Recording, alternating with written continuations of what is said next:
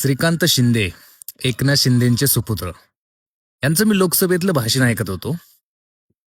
त्या भाषणामध्ये माणूस किती धडधडीत खोटं बोलू शकतो ना. अरे ते भाषण तुमचा अख्खा देश बघणार आहे, याची तरी थोडी जाणीव ठेवा.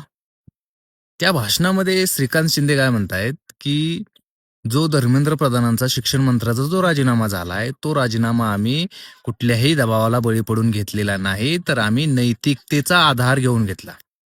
पहिली गोष्ट तर श्रीकांत शिंदे साहेब, तुम्हाला त्या राजीनाम्याबद्दल काहीही माहीत नाही किंवा तुम्हाला विचारून तो मुळीच घेतलेला नाही.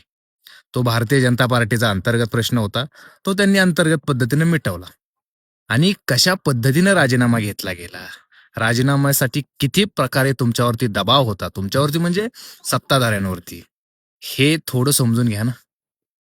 म्हणजे काय बोलतोय आपण? आपण बोलण्याने बाबा काय, पर तुम्ही ज्या पद्धतीनं बोलताय, 20 पोरांनी आत्महत्या केल्या, 20-22 पोरांनी. त्या 22 पोरांच्या मनात काय असेल? आत्महत्या करताना काय विचार आला असेल? आणि तुम्ही त्या राजीनाम्याला मोठी झेंडे लावल्यासारखं सांगताय. हे पूर्णपणे चुकीचं आहे, की तुम्ही ज्या प्रकारे ठीक आहे, तुम्ही ऑपोझिशनवाल्यांना नका ते क्रेडिट देऊ. पण ज्यांच्यामुळं त्या ज्या जेनजी पोरांनी तुमच्या झिंज्या उपटल्या ना, त्या जेनजी पोरांना तरी ते क्रेडिट देणार आहात की नाही? ज्या जेनजी पोरांनी तुमचं पुणे, मुंबई, तिकडं पटना, बिहार म्हणजे ऑल इंडियामध्ये आणि जंतर मंतरला तर काय तुम्हाला सांगायलाच वेगळं नको.